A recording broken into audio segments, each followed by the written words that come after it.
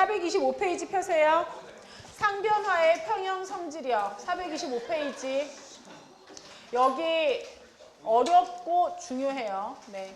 챕터 12가요. 분자간의 힘에 대한 내용을 얘기하잖아요. 그 분자간의 힘에 대한 메인이 오늘 수업하는 부분에 거의 대부분 많이 들어있거든요. 그래서 잘 보셔야 돼요.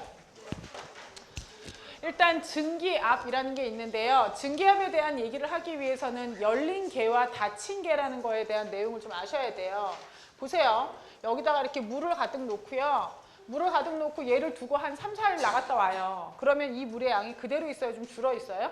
줄어 있어요. 그렇게 되는 이유는 표면에 있는 입자들이 만약에 이 물의 온도가 25도다라고 가정을 하면 그 25도라는 게 의미하는 건 이 물의 평균 운동 에너지인 거예요. 그죠? 근데 그 중에서는 애가 에너지가 좀 더 큰 애도 있고 좀 더 작은 애도 있을 수 있거든요.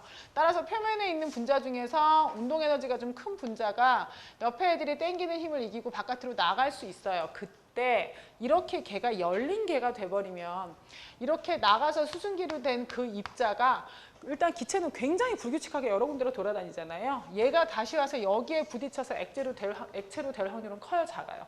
매우 작아요, 그건. 그죠? 그래서 열린 개는 이렇게 해서 애들이 증발이 돼갖고 수위가 낮아지는데요. 이게 열린 개가 아니고 이렇게 닫혀버린 개가 돼버리면 표면에 있던 애가 날아가요. 날아간 얘네들이 여기서 막 돌아다니다가 다시 표면하고 부딪힐 수 있죠. 그때 표면에 있는 애가 탁 잡아버리면 다시 액체로 어떻게 해요? 들어갈 수도 있어요. 따라서 그런 상태에서 날아가는 속도랑 들어오는 속도가 똑같을 때 이때 만약에 안에 들어있는 증기가 100개다라고 생각하면 그 100개의 증기들이 벽을 퉁퉁퉁 치는 압력, 그걸 뭐라고 불러요? 그 온도에서 이 액체의 증기압 이렇게 얘기해요. 여기에서 만약에 내가 온도를 50도로 올렸어. 그러면 똑같은 액체를 하더라도 증기압은 커질까요? 작아질까요? 커져요. 왜 커질까요? 온도를 올리면 여기 나가서 돌아다니는 증기의 개수가 더 어떻게 될 테니까? 많아질 테니까. 그죠? 그래서 온도에 따라 증기압을 얘기할 때는 언제나 온도에 따른 증기압을 꼭 반드시 얘기하셔야 되고요. 이러다가 만약에 얘가 물이라고 생각합시다. 물이 되면 온도가 100도가 됐어요. 그건 어떤 의미예요? 100도라는 온도는 얘의 무슨 점이에요? 끓는 점이죠. 끓는 점이란 의미는 얘네가 벽을, 이 안에 기체가 너무 많은 거예요. 이렇게 기체가 충분히 많아서 얘네가 벽을 퉁퉁 치는 이 압력이 외부 압력, 대기압과 어떻게 됐다는 얘기예요? 같아졌다는 얘기거든요. 얘네가 벽을 퉁퉁 치는 이 압력이 외부 압력인 대기압과 같아졌다는 의미는 어떻게 인식하셔야 되냐면요. 이 입자의 운동 에너지가 충분히 어때서? 커서 속 안에서도 뭐가? 기화가 일어날 수 있는 상태다. 이렇게 판단하시면 돼요. 액체에서 기체로 상태 변화가 일어날 수 있는. 라면 먹으려고 이제 물 끓인다 그러잖아요. 그때 물 증발이 아니고 물을 끓인다라고 얘기할 때 여러분들이 야, 물 끓어 이렇게 얘기하는 기준은 뭐예요? 표면에서 뽀글뽀글이요? 아니면 속 안에서 부글부글이요? 속 안에서요. 그거예요. 얘들이 충분한 에너지를 가져서 속 안에서도 뭐가 일어날 때? 액체에서 기체로 변하는 기화 현상이 일어날 때 그때를 무슨 점이라고 불러요? 끓는 점이라고 불러요. 그럼 여기에서 이제 만약 이 분자 간에 서로 잡아당기는 힘이 굉장히 세요. 그러면 얘가 날아가기가 쉬워요? 어려워요? 어려워요. 잘 안 날아가는 애를 어거지로 날려서 외부 압력과 같은 압력을 만들 수 있을 때까지 계속 온도를 올려줘야 되잖아요. 분자 간의 힘이 큰 아이는 걔의 끓는 점도 어떻게 돼요? 높아지겠죠. 이해 가시죠? 이렇게 증기압을 가지고는 여러분들이 이 곡선 보실래요? 여기서 하고 싶은 얘기는 이게 온도가 T1이고 이 빨간색이 온도가 T2다라고 생각하면 언제가 더 높은 온도냐는 거예요. 그건 뭘 가지고 볼 수 있어요? 기체에서 변하는 개수가 더 많은 상황, 기체로 변하는 개수가 많은, 즉 얘가 뭐 했을 때, 온도가 높을 때 기체 상태가 되기 쉽죠. 왜? 내가 가진 운동 에너지가 점점 더 어떻게 될 테니까? 커질 테니까. 그래서 이 그래프를 가지고는 온도 T1보다 온도 T2가 높다는 걸 여러분들이 인식하셔야 되고요. 이 그래프가 굉장히 중요한데요. 여기서 이 그래프가 얘기하고자 하는 거는 지금 세 개의 선이 다 달라요. 이게 주황색하고 빨간색하고 파란색하고 다 다른 액체를 갖고 얘기하거든요. 이 보시는 방법은 같은 여기 X축상에서 위로 올려요. 무슨 뜻이요? 똑같은 온도에서 얘가 증기압이 무지하게 어떻다? 높다. 그 얘기는 증기가 잘 된다. 증기가 잘 된다는 건 어떻게 받아들이시면 돼요? 날아가기가 쉽다. 분자 간의 인력이 크다, 작다? 작다. 그럼 분자 간의 인력이 제일 작은 이 아이가 똑같이 뭐가 되기가? 760mm Hg, 즉 1기압으로 되기가 더 쉽겠죠. 워낙에 증기가 잘 되니까. 그래서 얘가 760mm Hg, 즉 끓는 온도가 되기가 훨씬 쉽다는 얘기예요. 그래서 끓는 점이 어떻다? 낮다. 이 그래프를 가지고 여러분들이 보실 때 이제 앞으로 보세요. 여러분 니네 공학을 하잖아. 공학을 하는 여러분들이 보는 거의 대부분의 여러분들이 관찰할 수 있는 현상이나 여러분들이 공부해야 되는 부분은요. 거의 대부분 이런 그래프 형태를 따라가요. 온도에 따라 굉장히 기하급수적으로 증가해요. 왜냐하면 일반적으로 우리가 다루는 거의 대부분의 물질이요. Q10 = 2라 그래서 온도가 10도 올라가면 여러분 생체 내에서 일어나는 반응도 마찬가지인데요. 온도가 10도 일어나면 반응 속도가 2배씩 빨라져요. 애들이. 그래서 온도에 따라서 얘네들이 굉장히 그 증가하는 기울기가 굉장히 가파르게 이렇게 지수 형태로 많이 올라가는 이런 게 실제 현상에서 여러분들이 다루는 현상에서 제일 많이 나타나거든요. 근데 얘네 문제가 뭘까요? 이렇게 지수 형태로 가면 온도에 따라 기하급수적으로 너무 늘어나잖아요. 쟤네를 가지고 예측하는 그래프를 만들기가 어려워요. 공학은 결국 뭐 하는 건데? 현상을 가지고 예측해서 새로운 걸 만들어내는 건데. 그래서 앞으로 여러분들이 만나는 그래프의 약 90% 이상은 이 형태가 될 거예요. 무슨 뜻이다? Y축이 다 로그로 바뀔 거예요. 숫자가 10이고 숫자가 100이고 숫자가 1000이에요. 상용 로그로 바꾸면 10은 얼마예요? 1이에요. 100은요? 2예요. 1000은요? 3이에요. 만 해봤자 4밖에 안 돼요. 그죠? 아무리 얘네들이 기하급수적으로 증가 또는 감소한다 하더라도 로그로 바꿔버리면 거의 모든 그래프들이 다 직선으로 가요. 기울기가 양수가 됐던 기울기가 음수가 됐던. 그래서 앞으로 여러분들이 보는 전공책이거나 논문의 거의 90% 이상은 다 로그로 나올 거예요. 이해 가시죠? 로그로 나왔을 때 가장 좋은 점은 여기 보셔서 아시겠지만 내가 로그를 가지고 이렇게 나왔어. 얘는 T분의 1이고 얘는 LMP야. 여기랑 이걸 알아.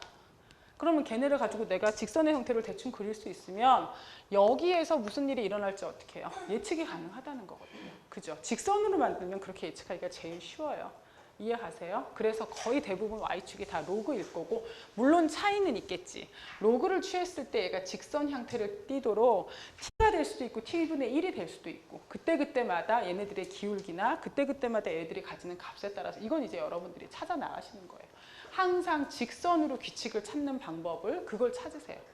아셨죠? 그렇게 하면 공부하시거나 뭘 하시거나 특별히 이렇게 실패할 경우가 별로 없으세요. 네?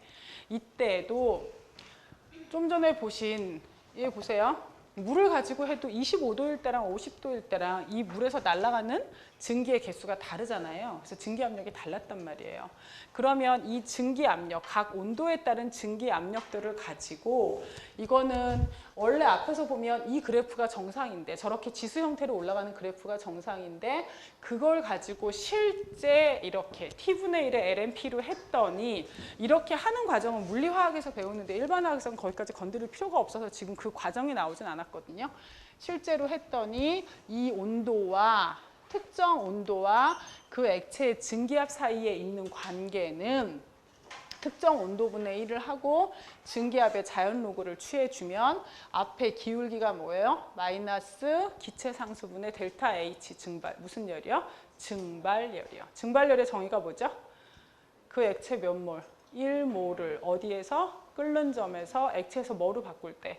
기체로 바꿀 때의 열량 변화. 따라서 증발열은 언제나 양수인데 앞에 뭘 붙여놨어요? 마이너스. 왜? 이 그래프 자체가 어떻게? 음의 슬로프를 가지고 있으니까. 그래서 다이에틸 에터, 다이에틸 에테르보다 물이 기울기의 절대값이 더 어때요? 커요. 그 얘기는 물의 증발열이 더 어떻다? 크다라는 얘기로 연결되고 물의 분자 간의 힘이 더 어떻다? 세다. 이렇게도 여러분들이 얘기하실 수 있다. 이해 가시죠? 그러면 이 그래프에서 가장 좋은 건 뭐가 제일 좋으냐면요. 이걸 하는 게 가능하거든. 식을 가지고 보셨을 때 저 식이 LMP는 R분의 마이너스 델타 H 증발과 T분의 1이에요. 온도 2개 주고요. 그 각 온도에서 증기압을 2개를 측정을 해봐요. 그러면 온도 T1분의 증기압 P1 하나 나왔죠. 온도 T2분의 증기압 P2 하나 나왔죠. 그럼 걔네를 가지고 2개를 연립하면 뭐 구할 수 있어요? 적분상수 C는 어떻게 될 거고? 없어질 거고. R은 뭐? 여기서 기체상수는 뭐 써야 될까요? 0.08이요? 8.314요? 8.314. 왜? 이게 지금 다 증발열, 에너지 상태로 얘기가 나오고 있으니까. 8.314분의 증발. 그럼 온도 2개, 거기에 따른 증기압 2개만 있으면 그 액체의 뭘 구할 수 있어요? 증발열을 구할 수 있어요. 이해가시죠? 이런 식으로 이 공식을 사용할 때 공식의 이름이 클라우시우스-클라페이론 식인데요. 이런 식이 나왔을 때도 제가 몇 번째 한 잔소리긴 한데 여러분들 나중에 공부할 때도 마찬가지고 저도 책을 쓰는 입장에서는요. 식이 이게 있고 이게 있으면 이 식을 더 선호해요. 왜? 이게 좀 더 정확한 것 같거든. 이 식을 가지고 완결했을 때 이런 데다 갖다 쓴다는 얘기예요. 그래서 온도 2개, 압력 2개 해갖고 이 2개의 식을 연립한 얘를 최종식으로 많이 쓰거든요. 근데 이거 외우는 거 하라 그랬어요? 하지 말라 그랬어요? 이거 외우는 건 하지 말라 그랬어요. 왜 하지 말라 그랬어요? 앞으로 니네들이 한 과목을 공부하면 거의 보통 식이 몇백 개 이상 나올 거예요. 예? 그렇게 나왔을 때 그 식들을 다 이 형태로 외우려고 그러면 1하고 2의 위치 바꾸면 끝이에요. 여기서도 1하고 2의 위치 바꾸면 끝이야. 무조건 계산이 처음부터 끝까지 다 잘못되는 거예요. 그래서 실제로 이 파트를 갖고 시험 문제를 냈다 치자. 여태까지 시험 문제 되게 많이 나왔었거든요. 이런 식이 있을 경우 애들이 이 식 외우는 애들은요. 거의 대부분 틀려요. 이거 1하고 2 위에 순서 하나 바꾸고 앞에 마이너스 잘못하면 바로 답이 어마어마하게 차이나게 틀려요.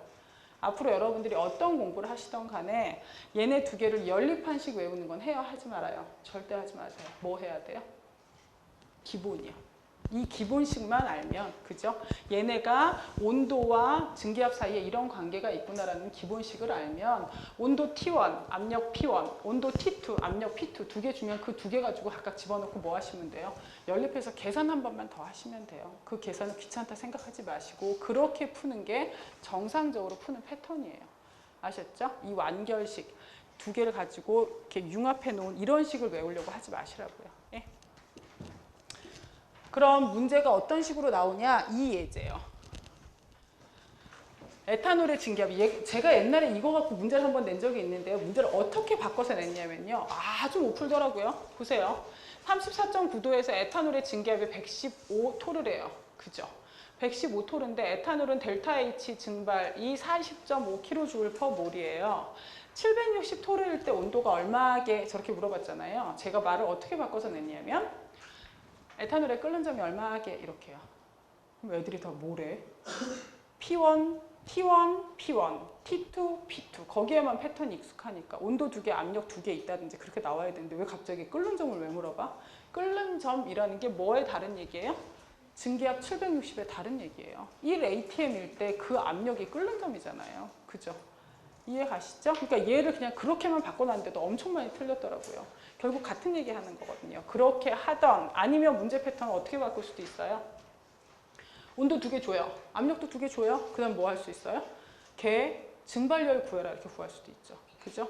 그렇게 해서 증발열을 구했어. 그렇게 해서 구한 증발열이 어떤 애는 1000이고 어떤 애는 300이야.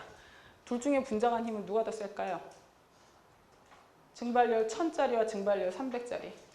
분자간 힘은 누가 더 세요? 증발열 1000짜리가 더 세겠죠. 그죠? 증발열은 곧 분자간의 힘과 어떻게 연관이 될 테니까. 이해 가시죠? 네. 상변화의 평형 성질. 그래서 얘는 일단 문제는 어떻게 푸시냐면 이거 보세요. 이 문제를 푸는 건 이거는 책에서 이제 한 거니까 책에 완결식을 갖다 놓고 이렇게 온도할 때는 다 무슨 온도 써야 돼요? 절대 온도는 그냥 섭씨 온도에다 얼마 더해야 돼요? 273.15는 하지 말고 273만 더 하시면 돼요. 예. 그렇게 해서 절대 온도로 계산하시고 이때 이거는요. 꼭 ATM으로 바꾸거나 이런 거 할 필요 있어요? 없어요? 없어요. 왜? 어차피 2개의 뭐예요? 비율 차이죠. 네. 압력 단위는 다 어차피 지워질 수밖에 없으니까 계산하면 에탄올의 끓는 점이 약 77도 정도 나온다고요. 425페이지 상변화의 평형 성질 두 번째 줄 갈게요. 밀폐된 용기 내에서는 화학적 변화에서 일어나는 것처럼 상변화는 가역적이며 평형에 도달한다. 네 줄 내려가세요. 1. 열린 개 비평형 과정. 그 밑에 줄이요. 표면에 있는 어떤 분자들은 인력을 극복할 수 있기에 충분히 높은 EK를 가지고 있어서 뭐 한다? 증발할 수 있다. 425페이지 끝났어요. 426페이지요. 첫 번째 줄, 일정 온도를 유지하고 있는 주위로부터 에너지가 공급되어 이 과정은 액체상이 다 없어질 때까지 계속된다. 그 밑에 2. 닫힌 개, 평형 과정. 일정 온도에서 밀폐된 플라스크가 있고 액체 위는 진공이라고 가정한다. 그 줄 끝에요. 표면에 있는 일부 분자들은 EK가 충분히 커서 증발한다. 짧은 시간 후에 증기상의 분자는 표면과 충돌하며 느린 분자는 강하게 끌려 응축한다. 5줄 내려가세요. 응축 속도는 증발 속도와 같아지고 이때부터 해당 온도에서 증기압은 변하지 않는다. 그래서 증기압에 대한 설명이 계속 나와요. 그 밑에 그림 12.4 밑에 줄. 거시적으로는 이 상황이 정적으로 보이지만 분자 수준에서 분자들이 액체 표면을 같은 속도로 들어오고 같은 속도로 나간다. 걔는 동적 평형 상태에 도달한 것이다. 밑에 줄 평형에서 증기가 나타내는 압력을 해당 온도에서 액체의 뭐다? 평형 증기압 또는 증기압이라고 해요. 밑으로 내려가시면 증기압에 미치는 분자 간 힘, 온도의 영향. 2줄 내려가세요. 1. 온도의 영향. 그 밑에 3줄 내려가시면 더 고온인 T2에서는 표면을 떠나기에 충분한 에너지를 가지고 있는 분자들이 더 많아진다. 따라서 일반적으로 온도가 높을수록 증기압도 어떻다? 높아진다. 다음 페이지 첫 번째 줄, 분자 간 힘의 영향. 밑에 줄이요. 일반적으로 분자 간 힘이 약할수록 증기압은 더 높아진다. 밑으로 내려가셔서 6줄 정도 내려가시면 온도의 영향을 정량화하기 찾으셨어요? 네? 네, 클라우시스-클라페이론식. 그래서 그 밑에 나와 있는 첫 번째 식의 네모하고 별표 2개 붙여놓으세요. 밑에 줄이요. 이 식에서 LMP는 증기압의 자연대수, 델타 H 증발은 증발열, R은 기체상수. 옆에 기체상수 단위 뭐로 돼 있어요? 8.314 줄 퍼 몰 K로 돼 있는 거 찾으셨죠? 0.08이 여기서 넣으시면 안 돼요. T는 절대 온도. 그다음에 C는 그냥 적분 상수예요. 예. 근데 이 클라우시스 클라페이론식이 어디에 이용되느냐? 제일 밑에서 2줄 올라가실래요? 만일 T1에서 P1, 즉 온도 T1 온도에서 증기압 P1과 델타 H 증발열에 대해서 알면 어떤 다른 온도 T2에서의 증기압 P2 또는 임의의 압력 온도를 계산할 수 있다. 끓는 점이 뭐였어요? 그 다음 페이지 갈까요? 증기압과 끓는 점. 끓는 점 아까 말씀드렸죠? 외부 압력 얼마? 1기압과 같아질 때. 증기압과 끓는 점 1. 액체가 끓는 방법의 4번째 줄.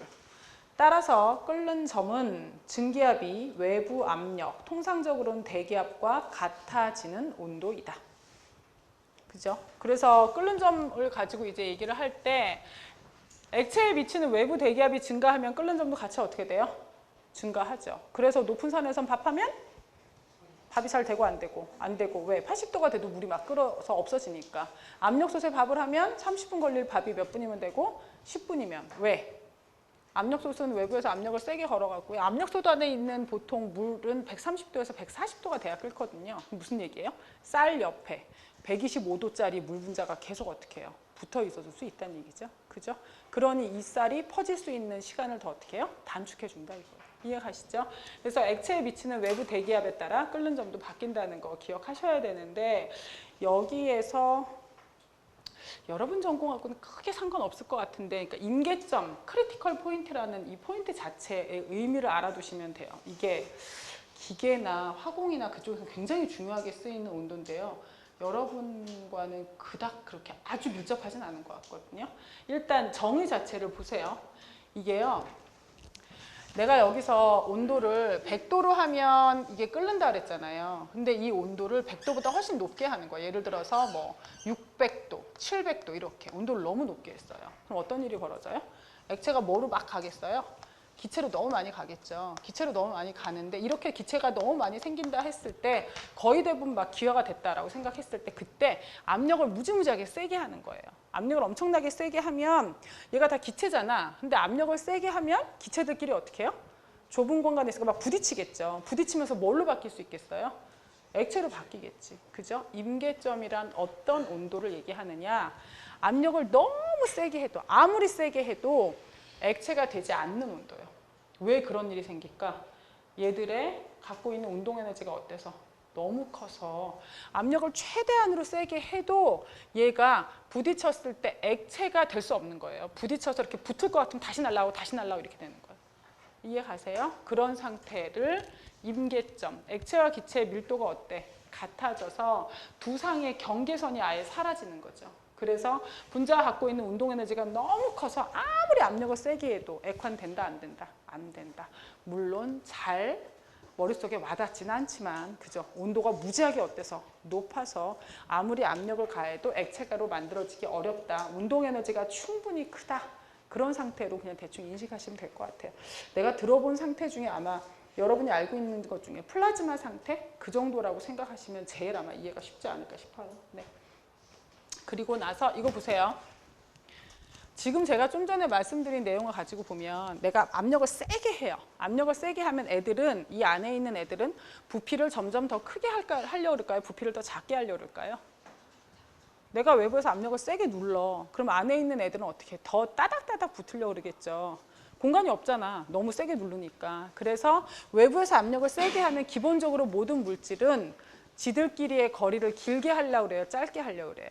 짧게. 그래서 이런 그래프가 가능해요. 상평형 도표에서요. 보세요. 액체였어, 분명히. 액체였는데 똑같은 일정 온도에서 이 액체를 온도를 높이는 거야. 압력을 높이는 거야. 압력을 높이면 똑같은 온도에서 액체를 압력만 계속 높이면 뭐가 돼요? 고체가 돼요. 왜? 세게 계속 누르면 애들이 어떻게든지 간에 거리가 어떻게 가까워지려고 하니까 고체가 됐을 때 부피가 제일 작거든요, 일반적으로. 그래서 애가 액체에서 똑같은 온도지만 압력을 세게 하면 무슨 상태가 돼요? 고체 상태가 돼요. 그래서 얘가 그래프가 기울기가 고체와 액체의 상전이 그래프는 언제나 오른쪽으로 이렇게 기울어져 있거든요, 기울기가.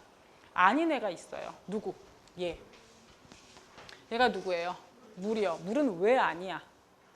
물은 보세요. 이게 고체였거든, 분명히. 고체였는데 압력을 세게 하면 뭐가 돼요? 오히려 액체로 바뀌어요. 이유는 왜 그럴까요? 물은 밀도가 몇 도에서 제일 커요?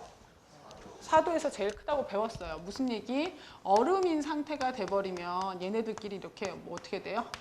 육각형의 구조를 이룬다, 뭐 이런 거 배우지 않으세요? 그죠? 정해진 구조를 딱 이루어서, 물론 이렇진 않지만 대충 그리자면 이런 구조를 가지고 있다라고 생각했을 때 3차원적으로 지금 그릴 수가 없어요. 이렇게 그려놓는 거예요. 그렇게 했을 때 온도가 4도가 되면 얘네들끼리 수소 결합이 조금 약해지면서 여기 있는 물이 여기 있는 게 아니고 어디요? 안으로 이렇게 들어간다고요. 파고 들어간다고요. 그래서 밀도가 어떻게 돼요? 충분히 커져요. 왜? 빈 공간이 없이 다 촘촘히 채워져서 부피가 작아지니까.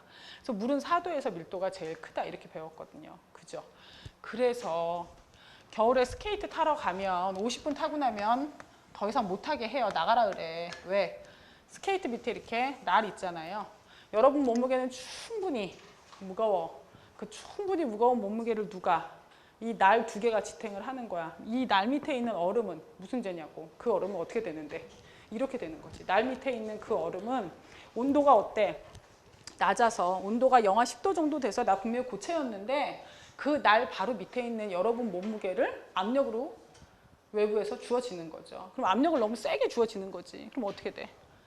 뭐가 돼야 돼? 액체가 되는 거지. 그래서 스케이트 탈 땐 내 스케이트 날 밑에가 무슨 상태로 바뀌어요? 액체 상태로 바뀌는 거예요. 왜? 압력을 세게 걸어줬기 때문에. 이해 가시죠? 그래서 물만 저런 특징을 가지고 있다. 그리하야 혹시 고등학교 때 들어보셨어요? 무슨 불타는 얼음 또는 메테인 하이드레이트 이런 거 들어보셨어요? 네, 그건 이제 니네 전공이랑 상관 많아. 불타는 얼음, 메탄 하이드레이트 이런 거 가지고 얘기 들었을 때 잘 보세요. 왜 걔네가 불타는 얼음이 되고 왜 걔네가 고체 상태로 가능할까? 보통 불타는 얼음 이런 애들은 땅에서 발견돼요. 저 깊은 바다에서 발견돼요. 깊은 바다 보통 수심 3,000m 이상인 경우가 되게 많아요. 뭐 1,500, 2,000m 이상도 있지만. 그러면 그 바다 밑에 있는 물은요, 온도 몇 도야? 깊은 바닷물은 항상 온도가 몇 도야? 항상 온도가 몇 도야? 4도야. 왜? 극지방에서 온도가 아무리 낮아져도 4도. 밀도가 그게 최대니까 그거밖에 없어. 밀도가 최대인 그 물이 다 가서 깊은 바다에 가득 쌓였어. 밀도는 4도야. 그러니까 온도는 4도야. 그러면 밀도가 최대야. 아까 본 것처럼 안으로 물이 들어갔어야 정상인데 깊은 바다 위에 물기둥 2000m 이상의 물기둥이 나를 찍어 누르고 있어. 그죠? 그러면 얘네가 이렇게 안으로 들어간, 즉 요 안으로 이렇게 대충 들어가서 지들끼리 겹쳐 있을 때는 부정형이거든요. 이런 모양으로 존재하기는 거의 쉬워요, 어려워요? 어려워요. 왜? 위에서 찍어 누르는 그 압력을 부정형인 상태에서는 얘가 견디기가 힘들어. 그 높은 압력 때문에 물 분자들이 지들끼리 뭘 이루어요? 결정을 이루어. 왜? 그래야 외부에서 주는 압력에 대해서 내가 대항해서 내 자체의 결정 구조로 존재하기가 쉬우니까. 아주 센 압력을 걸어줬을 때. 그래서 깊은 바다에 있는 물은 물인데 얼음처럼 결정 구조를 가지고 있다고요. 잘 이해는 안 되시겠지만 어떤 상태로 생각하시면 되냐면 물론 완전히 똑같은 건 아닌데요. 왜? 겔 있잖아요. 겔. 머리에 바르는 헤어 젤 이런 거 있잖아. 그러니까 그런 느낌처럼 생각하시면 돼요. 그런 형태로 있다고 보시면 돼요. 그러면 그 안에, 여기 안에는 공간이 어떻게 돼 있어요? 비었잖아요. 물임에도 안에 빈 공간이 있어. 근데 깊은 바다는 누가? 플랑크톤들 죽으면 다 갖다 쌓이거든. 깊은 바다에 산소가 들어가겠어? 그 밑에까지? 안 들어가요. 깊은 바다는 걔네가 산소 없이 뭐 해요? 그냥 부패돼요. 산소가 없는 상태, 현기성에서 부패돼요. 그러면 플랑크톤들이 쪼개져서 나오는 애가 누구예요? 메탄가스요. 한 20년 전쯤 우리나라에서도 이런 일이 있었어요. 집을 지었는데 집이 어느 날 그냥 폭발했어. 난리가 났었어. 집이 왜 폭발했을까? 그 집을 어디다 지었게요? 그 동네 공터에다 집을 지었는데 그 공터가 동네 사람들이 몇십 년 동안 쓰레기 버린 공터였어. 공터에다 집을 지은 거야. 내가 땅이 없으면 어쩔 수 없지. 공터에다 집을 지었는데 그러면 쓰레기를 몇십 년 버렸으니까 다 괜찮겠거니 하고 그 위에다 흙 덮어서 집을 지었는데 그 밑에 있는 쓰레기는 그럼 외부에서 공기가 들어와요? 안 들어와요? 안 들어오죠. 산소 없는 상태에서 걔가 부패가 되는 거예요. 그래서 무슨 가스가 올라오는 거야? 메탄가스. 그 양이 많지 않았을 때는 메탄은 공기보다 가벼우니까 날아가고 치웠거든요. 근데 그 양이 많은 상태에서 그래서 내가 그 집에서 뭐 나도 요리하고 먹고 살아야 될 거 아니야. 하다 보니까 어느 날 이제 메탄가스가 확 올라왔을 때 이렇게 터진 거예요. 그런 일들도 있었어요, 실제로. 그러니까 깊은 바다 속에는 이 메탄이 나온단 말이야. 플랑크톤 시체들이 이제 썼거든. 지들이 알아서 나름대로. 그러면 이 메탄이 어디? 메탄은 극성이에요, 무극성이에요? 챕터 10에서 여러분 열심히 한 게 전자군 몇 개? 4개. 메테인은 전자군 4개. 무슨 모양? 정사면체. 극성, 무극성. 쌍극적 모멘트. 있다, 없다? 없다. 그죠? 무극성이니까 이 무극성인 아이들이 물 분자 사이에 빈 공간에 박혀 있다고요. 그게 불타는 얼음, 메테인 하이드레이트의 그거예요. 본질이에요. 그죠? 그래서 쓰기 좋다, 안 좋다? 그냥 갖다 뽑아오면 그냥 걔네 다 연료로 쓸 수 있으니까 최고다. 뽑는다, 안 뽑는다? 안 뽑는다. 왜 안 뽑는다? 밖으로 나오면 기화가 되는데 그래서 그냥 갖다 쓰기도 좋은데 밖으로 나오게 하기까지 걔가 얼마다? 수심 몇 미터다? 3000m다. 내가 파이프라인을 밑에 연결한다. 수심 3000m에서 찌그러지지 않을 파이프라인을 만들어서 연결해야 된다. 파이프라인 만드는데 드는 돈 그거보다 석유 사오는 게 싸다. 현재 쓴다 안 쓴다? 안 쓴다. 앞으로 근데 자원들이 고갈됐을 때는 어떻게 될지 알 수 있다 없다? 없다. 만약 얘네를 그냥 그렇게 힘들지 않은 상태로 끌어올 수 있는 방법이 생기면 무조건 갖다 쓴다. 우리나라도 산유국 된다. 그잖아요. 독도 주변에 엄청 많으니까. 그렇게 바뀌는 거예요. 그 기술의 그 차이가 거기서 이렇게 굉장히 많이 나와요. 아셨죠? 니네가 해야 되는 일은 뭐다? 그냥 막 꺼낼 수 있는 거 개발하면 되지. 자원 환경이잖아. 그치? 니네가 하면 되는 거야. 그리고 나서 428페이지. 우리 줄 쳤어요? 안 쳤어요? 끓는 점 가지고 줄 쳤죠? 그리고 나서 429페이지는요? 아직 안 쳤죠? 세 번째 줄. 두 상들이 서로 접촉하고 있으므로 녹는 속도와 어는 속도가 같으면 동적 평형이 이루어진다. 이러한 일이 일어나는 온도가 먼 점이다. 녹는 점이다. 그 밑에 고체, 기체, 평형. 거기에는 첫 번째 줄 끝에 분자가 고체를 떠날 때 분자 간 인력들이 분자들을 서로 가까이 있도록 붙잡아 놓을 수 있을 정도로 크지 않으면 물질은 녹는 대신에 뭐 한다? 승화한다. 그 밑에 상평형 도표 나오고요. 그림 위에, 그러니까 제일 밑에서 두 줄 올라가시면 이 영역 사이의 선 찾으셨죠? 선은 앞에서 언급한 상전이 곡선이다. 선상의 점은 어느 것이든 두 상들이 평형을 이루며 공존하는 압력과 온도를 보여준다. 고체 액체 선이 양의 기울기를 가지고 있음에 유의하라. 얘는 왜 그렇다? 대부분의 물질에서 고체가 액체보다 밀도가 더 어때서? 커서 그렇다. 압력이 상승하면 액체가 뭐로 변한다? 고체로 변한다. 그 밑에 3중점. 그 줄 중간쯤 보시면 세 개의 상들이 평형을 이루는 압력 및 온도. 걔를 뭐라 부른다? 3중점. 밑으로 쭉 내려오세요. 4. 임계점.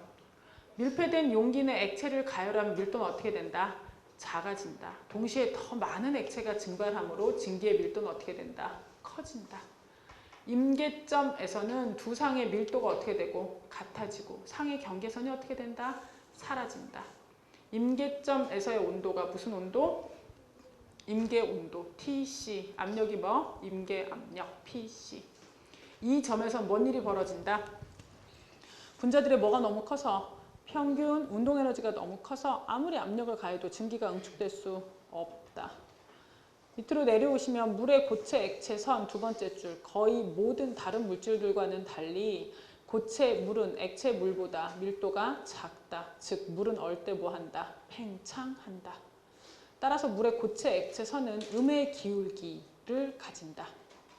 압력이 증가하면 고체가, 책이 틀렸어요. 압력이 증가하면 고체가 뭘로 변할까요? 고체가 얼음으로 변하는 게 아니고 뭘로 변할까요? 물로, 액체로 변하고 또는 물로 변하고 둘 다 상관없죠. 압력이 높을수록 물의 어느 온도가 어떻게 된다? 내려간다.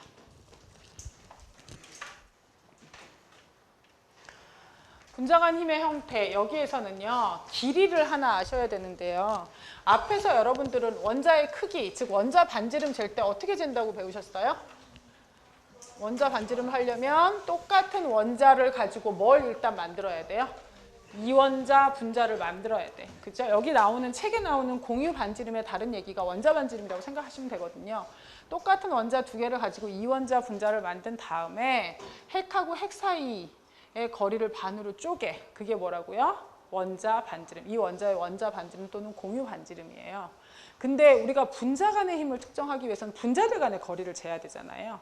그래서 분자 간의 거리를 재기 위해서 나온 새로운 거리가 반데르발스 거리라 그래서요. 얘는 어떻게 하는 거냐? 앞에서 아르곤 같은 원자, 단원자 분자 거리 잴 때 어떻게 했어요?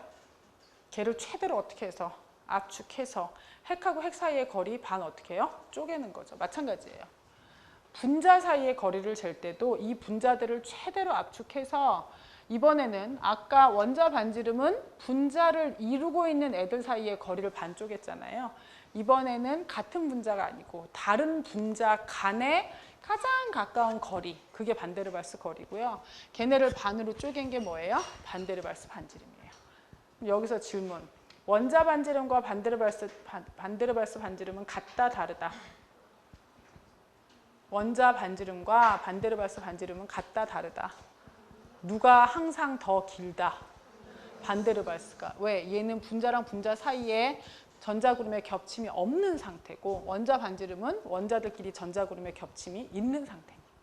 이해 가시죠? 431페이지 두 번째 줄. 상의 물리적 행동과 변화는 부분 전하를 띤 분자나 이온과 분자 사이의 인력으로 생기는 분자 간 힘에 주로 기인한다. 그 밑에 분자들은 서로 얼마나 가까이 접근할 수 있는가? 다섯 번째 줄이요. 그러니까 첫 번째 까만 동그라미예요. 결합 길이와 공유 반지름.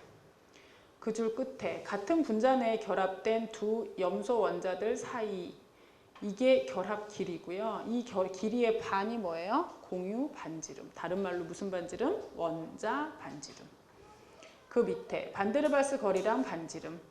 더 긴 거리는 인접한 분자들의 결합되지 않은 염소 원자들 사이의 거리이다. 이걸 뭐라 부른다? 반데르발스 거리.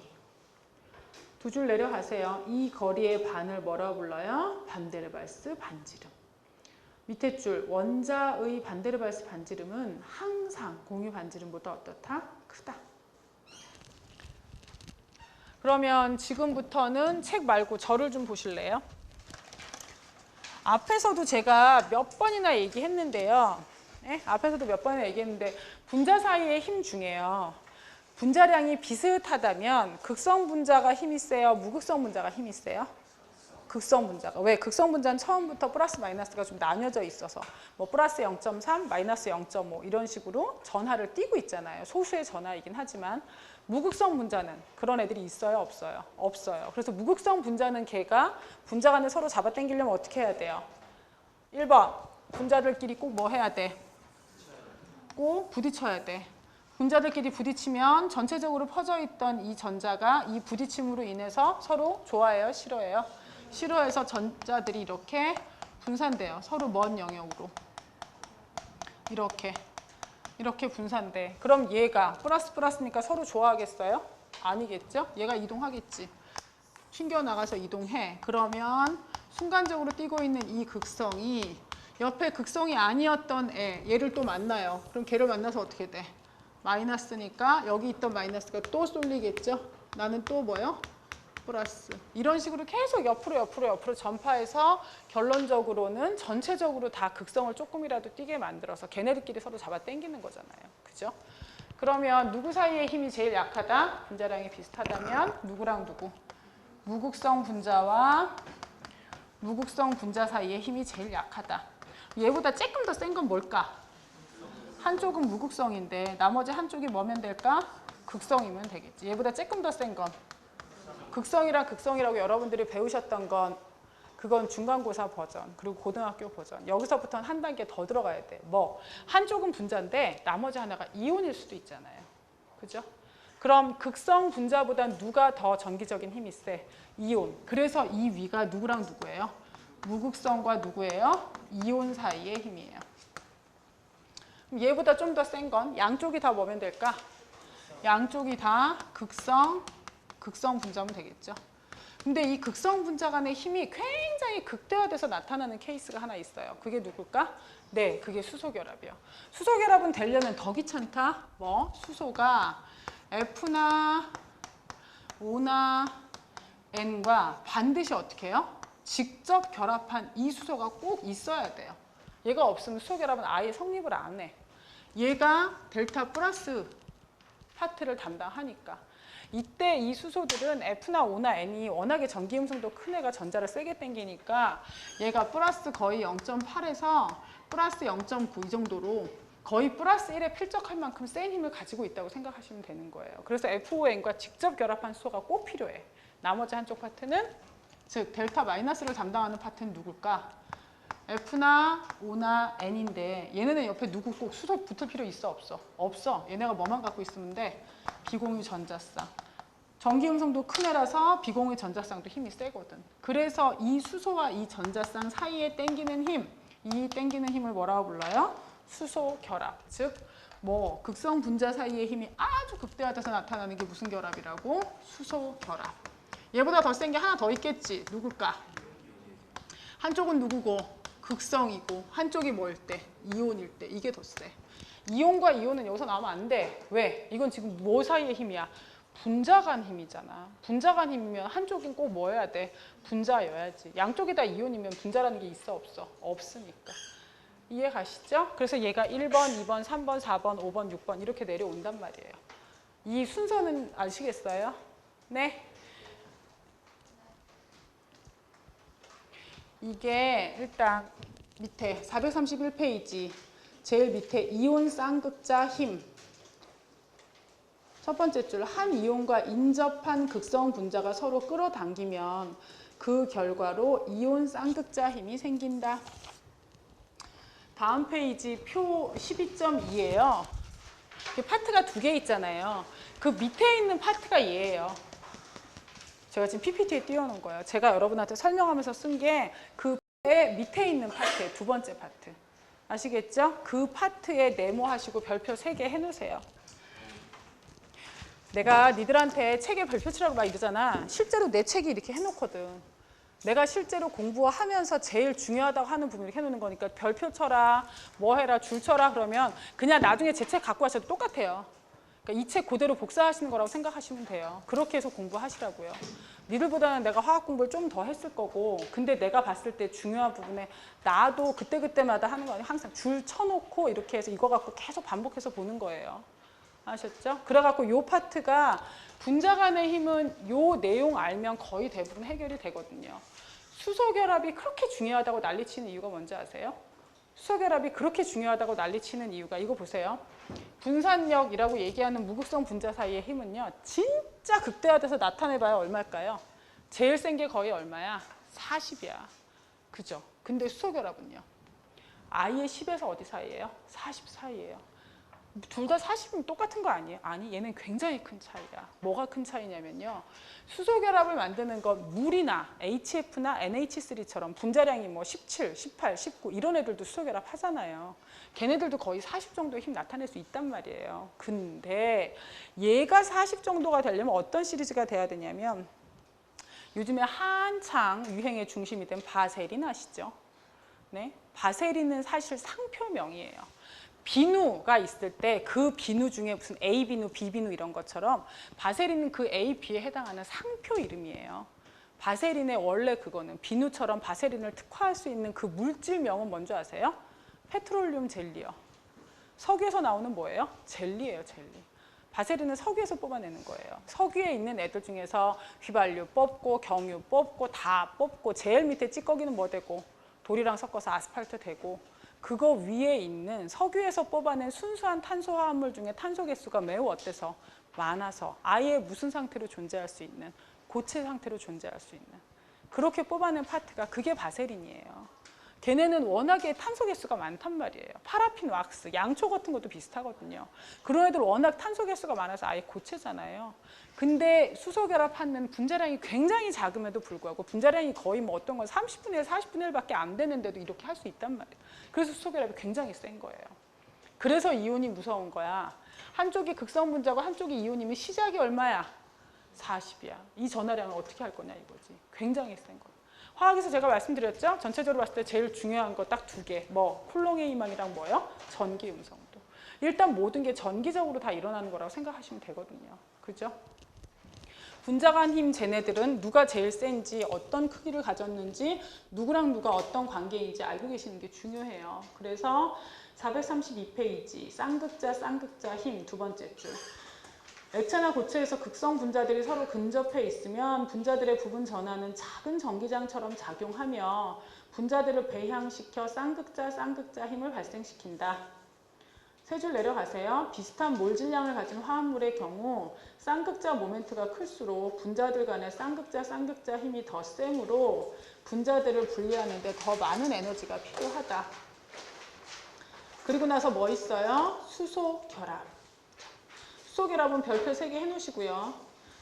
첫 번째 줄, 고립 전자쌍을 가지고 있으며 작고 전기 음성도가 큰 원자, 특히 NOF에 결합된 수소 원자가 있는 분자들 사이에는 특별한 형태의 쌍극자 힘이 나타난다. 왜? 그 밑에 줄, H와 N, H와 O, H와 F 결합은 극성이 매우 어떻다? 크다. 한 분자의 부분 양전하를 띠는 수소는 다른 분자 NOF의 부분 음전하를 띠는 고립쌍 전자 쪽으로 끌어당겨져 수소 결합이 생성된다. 그래서 이 그래프 엄청 많이 보셨죠? 이 그래프요. 이거 진짜 많이 보시지 않았어요? 네, 이거는 중학교, 고등학교를 거쳐오면서 진짜 거의 대부분 나오는 그래프예요. 여기 밑에 있는 까만색 얘가 뭐예요? 대조군이야. 얘는 무극성 분자거든. 14조. 수소 4개씩 붙어있는 정사면체 얘네들은 분자량이 제일 작은 애부터 분자량이 커지면 커질수록 끓는 점이 높아지는 게 딱딱 보이잖아요. 근데 나머지 애들도 3주기부터는 그렇게 되는데 얘네 3개는 거의 말도 안 될 정도로요. 네, 자기에서 제일 센 애보다 말도 안 될 정도로 높은 끓는 점을 가지고 있다 이거예요. 왜 이러냐 이거지. 무슨 결합 때문에? 수소 결합 때문에. 그럼 왜 H2O가 짱일까? 실제로 전기 음성도는 누가 더 커? F가. 근데 왜 HF는 여기 있고 왜 H2O가 짱일까? 두 개의 결합을 할 수 있어서 여기서 이제 제가 여러분한테 얘기하고 싶은 건요. 나중에 어딜 가서 자료를 분석하시든 뭘 하든 공부를 하시든 최대로 되는 평균적인, 걔는 굉장히 다른 얘기예요. 예? 최대로 되는 이 갖고 있는 함정. 각 분자 하나들이 할 수 있는 최대 수소결합 개수는 다 어때요? 다 4개야. 그죠? NH3 하나를 기준으로 얘가 최대로 할 수 있는 수소결합 몇 군데서 해 지금? 4군데서 했잖아. H2도 최대로 할 수 있는 수소결합 개수는 몇 개예요? 4개예요. HF도 4개예요. 분자 하나가 최대로 할 수 있는 수소결합 개수는 다 어때? 다 똑같이 4개예요. 그럼에도 불구하고 H2가 끓는 점이 제일 높은 이유는 최대로 할 수 있는 거랑 제가 아까 뭐와의 함정을 잘 기억하시라 그랬어요? 평균인 거랑. 그래서 밑에 빨간 글씨로 써놨잖아요. 각 분자가 N개씩 존재할 때 평균 수소결합의 개수가 뭐냐. 이게 이런 뜻이거든요. 수소결합은 언제나 그냥 산술적으로 계산할게요. 보세요. 수소결합이 하나 만들어지려면 뭐랑? FON과 결합한 수소와 FON이 갖고 있는 비공유 전자쌍이 몇 대 몇으로 붙어야 돼? 1대1로 붙어서 수소결합 1개예요. 그죠? 그러면 만약에 얘가 100개 있어. 암모니아가. 그러면 비공유 전자쌍은 몇 개야? 암모니아 하나당 비공유 전자쌍 몇 개 있는데 1개 있잖아. 그죠? 암모니아가 100개 있어. 그럼 비공유 전자쌍 몇 개 있어? 100개. 근데 수소는 몇 개 있어? 수소는 몇 개 있어? 300개 있잖아. 비공유 전자쌍이랑 수소랑 1대1로 붙어야 된다 그랬죠? 따라서 얘가 100개 있을 때 평균적으로 만들어질 수 있는 수소결합의 개수는 아무리 수소가 300개라 하더라도 비공유 전자쌍이 몇 개밖에 없으니까 100개밖에 없으니까 몇 개일까? 100개겠지. H2가 갖고 있는 수소결합의 개수가 그냥 수소결합의 개수가 크다 그러면 그건 말이 틀려요. H2의 평균 수소결합의 개수가 크다 그래야지. 얘가 100개 있어. 비공유 전자쌍 몇 개야? 200개. 누구도. 수소도 몇 개? 200개. 1대1로 붙는 거니까 200개 정도 생길 거라고 예측이 가능하다고요. 얘가 100개 있어. 비공유 전자쌍 몇 개? 300개. 근데 수소가 몇 개밖에 없어? 100개밖에 없잖아. 이해 가시죠? 이런 식으로 얘네들이 수소결합의 개수가 실제 분자가 N개 있을 때 평균 수소결합의 개수가 누가 제일 많아요? H2O가. 그래서 H2O는 범접할 수 없어. HF와 NH3의 차이는 왜 생겼을까? 플로르가 전기 음성도가 더 어때? 커. 극성이 크니까. 그게 1번. 2번도 있다. 뭐 있을까? NH3는 분자량 얼마야? 17. HF는 19. 분자량이 누가 커? HF가. 분산력도 어떻게 될까? 커지겠죠. 앞에서 무극성 분자 간의 힘을 분산력이라고 배우셨는데요. 분산력이라는 건 제가 지금 하는 말 맞아요? 틀려요? 분산력은 무극성 분자 간에만 작용한다. 맞아요? 틀려요? 틀려요. 분산력은 모든 분자에 어떻게 해요? 다 있어요. 근데 무극성 분자 요 사이엔 누구밖에 없어요? 여기는 분산력 밖에 없어요. 그래서 여기서 그렇게 중요하게 얘기되는 거지. 실제로는 어떻게 해요? 다 있어요. 아셨죠? 434페이지 1. 원자들의 전기 음성도가 크므로 이러한 원자랑 공유결합된 H는 뭐다? 매우 뭐다? 양성이다. 2. 다른 분자의 NOF 원자의 고립 전자쌍이 H에 가깝게 접근할 수 있다. 수소결합의 중요성 세 번째 줄. 끓는 점은 일반적으로 4A족 이성분 수소화물처럼 몰 질량이 증가할수록 상승한다. 근데 그 옆에 하지만 다른 쪽에서 각 계열의 첫 번째 화합물 NH3, H2, HF는 이 경향에서 크게 벗어난다. 왜 그렇다? 이 물질들의 분자 간에는 수소결합이 있어서 분자들이 분리돼서 기체상으로 들어가기 전에 이 결합을 끊는데 더 많은 에너지가 소요된다. 되셨죠? 네.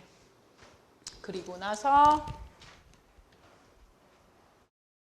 여기서 이제 만약에 문제가 나온다면 1, 2, 3번 가지고요. A, B, C 가지고요. 네.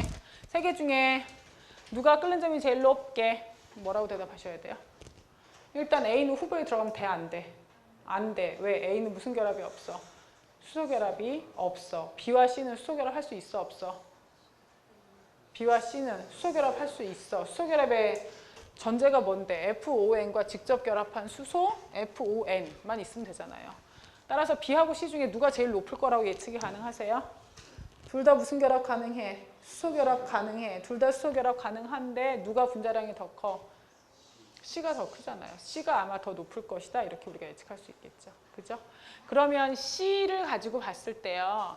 C 파트에서 수소 결합의 H는 누구랑 직접 붙어 있는? N과 직접 붙어 있는 H 얘잖아요. 그죠? 그럼 수소 결합하려면 나머지 하나 파트가 뭐여야 돼? 비공유 전자쌍이어야 되지. 나머지 하나 파트가 비공유 전자쌍이어야 되는데 그 비공유 전자쌍은 어디에 있는 거랑 결합할까? 이 H는. N에 있는 거랑 결합할까? O에 있는 거랑 결합할까?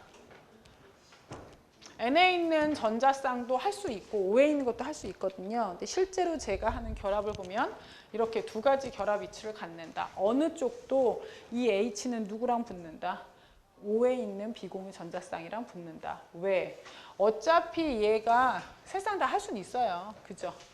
근데 저렇게 N에 있는 거랑 O에 있는 거랑 다 존재하는 경우라면 마이너스적인 성질이 누가 좀 더 강할까? O에 있는 게. 그래서 걔랑 붙는 경우가 더 많아요. 이해 가시죠? 네. 그리고 나서 편극도에 대한 얘기를 할 거예요. 이거 보세요. 무극성 분자들 간에 부딪히면 전자들이 쏠려서 그래서 극이 나뉜다 그랬잖아요. 근데 무극성 분자 이렇게 생긴 게 하나 있고요. 이따만하게 커다랗게 생긴 아이들이 있어요. 이렇게. 이런 두 가지 무극성 분자가 존재하는 경우라면 사이즈 작은 애랑 사이즈 큰 애 언제가 더 쏠리는 전자 개수가 많을까요? 사이즈 큰 애. 왜? 기본적으로 걔가 갖고 있는 전자 개수가 더 어떻고 많기도 하고. 그죠? 이해 가시죠? 사이즈 만약에 같은 족에 있는 원자들을 가지고 비교한다면 밑으로 내려갈수록 사이즈 자체도 어떻게 되니까? 커지니까 핵으로부터 거리가 어떻게 돼서? 멀어져서 제일 바깥 껍데기에 있는 전자가 움직이기가 좀 더 어때요? 쉬워지기도 해요. 그래서 편극도라는 건 435페이지. 두 번째 줄, 근처에 있는 전기장은 전자 구름의 일그러짐을 유발시킬 수 있으며 전자 밀도를 전기장의 양극쪽으로는 끌어당기고 음극쪽으로부터는 밀어낸다. 비극성 분자의 경우 이 같은 일그러짐은 일시적인 쌍극자를 유발시킨다. 극성 분자의 경우 이미 존재하는 쌍극자 모멘트를 증강시킨다. 세 줄 내려가세요. 원자 또는 이온의 전자 구름이 얼마나 쉽게 일그러지는지 그게 뭐래요? 편극도. 세 줄 내려가시죠. 같은 족에서는 아래로 갈수록 원자의 크기가 커져서 밑에 줄 뭐래요? 편극도가 커진다. 밑에 줄 같은 주기에서는 오른쪽으로 갈수록 Z 이펙트가 증가하여 원자 크기가 작아지고 전자들이 더 세게 붙들려 있으므로 편극도는 어떻게 된다? 감소한다. 그 밑에 줄 양이온은 해당 원자보다 작기 때문에 원자보다 편극도가 더 어떻고? 작고 음이온은 크기가 더 크기 때문에 당연히 편극도가 원자보다 어떨 것이다? 클 것이다. 세 줄 내려갈까요? 편극도는 모든 분자 간 힘에 뭘 미친다? 영향을 미친다. 그 다음 페이지 네 번째 줄. 비극성 물질을 응축하게 하는 분자 간 힘. 얘를 뭐라고 불러요? 분산력. 두 줄 내려가시면요. 분산력은 원자 내 전자의 운동에 의해 생기기 때문에 모든 입자들, 원자든 이온이든 분자든 다 존재해요. 1. 원인의 네 번째 줄이요. 가까이 있을 때는 한 원자의 순간 쌍극자가 인접 원자의 쌍극자를 유발시킨다. 두 줄 내려가세요. 따라서 분산력은 순간 쌍극자, 유발 쌍극자 힘이다. 밑에 줄 분산력은 비극성 입자들 사이에 존재하는 유일한 힘이지만 모든 입자들 사이에 존재하기 때문에 분산력은 모든 물질에서 전체 인력 에너지에 기여한다. 밑에 줄 쌍극자 모멘트가 큰 작은 극성 분자들 또는 강한 수소 결합을 이루는 분자들을 제외하면 분산력이 지배적인 분자 간 힘이다. 그 밑에 3. 상대적 세기요. 세 번째 줄 편극도는 전자수에 의존하는데 전자수는 몰 질량과 밀접한 관계가 있다. 몰 질량이 커지면 편극도 커져서 분자 간 힘이 커진다는 뜻이에요. 4. 분자 모양의 영향. 첫 번째 줄 몰 질량이 같은 비극성 물질 한 쌍에 대해서는 전자가 변형될 수 있는 면적이 더 큰 분자 모양에서 인력이 더 강해진다. 이거 되게 많이 보지 않았을까 싶은데 이거랑 이성질체 할 때 배우시거든요. 이거랑 끓는 점 누가 제일 크다? 제일 어디 거? 위에 거. 왜? 걔가 제일 옆으로 넙대대해서 표면적이 제일 어떠니까? 크니까. 이러한 내용을 다 아시는 여러분이 이 문제를 푸신다면 A, 두 개 중에 누가 더 끓는 점이 높을까요? MgCl2, PCl3. 누구요? 왜?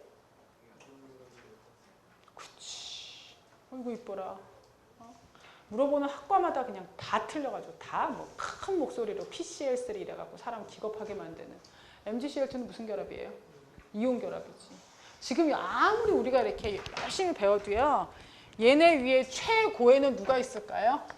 이온과 이온. 얘를 이길 수는 없어요. 그죠? 근데 분자 간의 힘에 대해서 계속 배우다가 이 문제를 딱 보면 거의 대부분의 학생들이 얘를 BCl2처럼 분자성 물질로 인식을 해버리고요.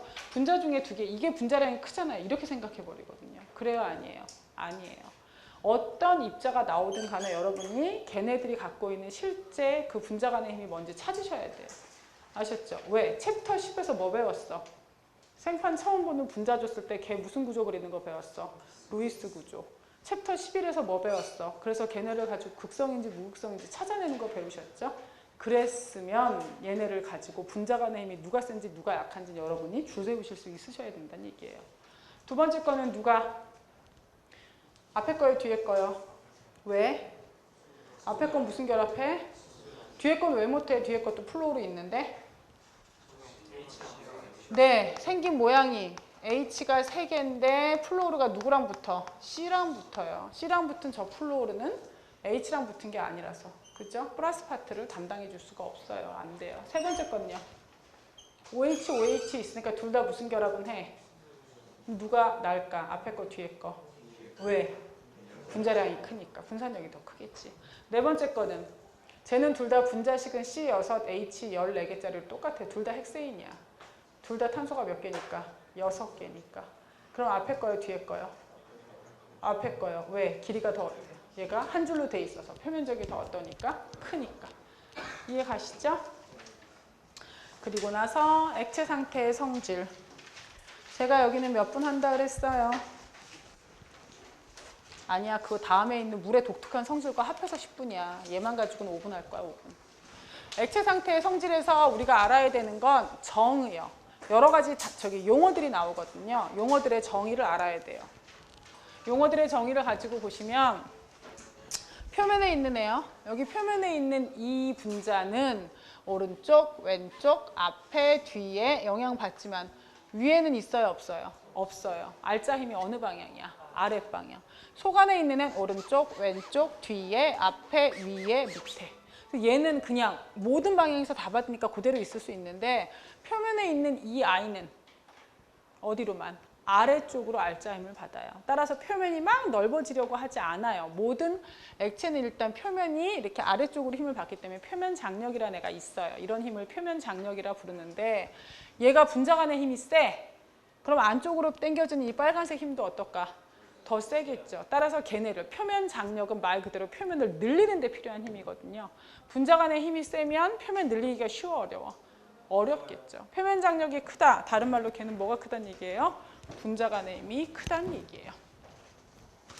439페이지 표면 장력.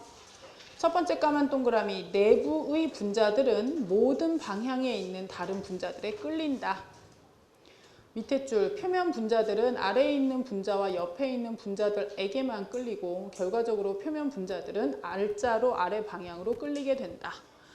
네 줄 내려가세요. 표면적을 증가시키려면 분자들이 표면으로 이동해야 되는데 이때 내부의 인력을 극복해야 하므로 에너지가 필요하다.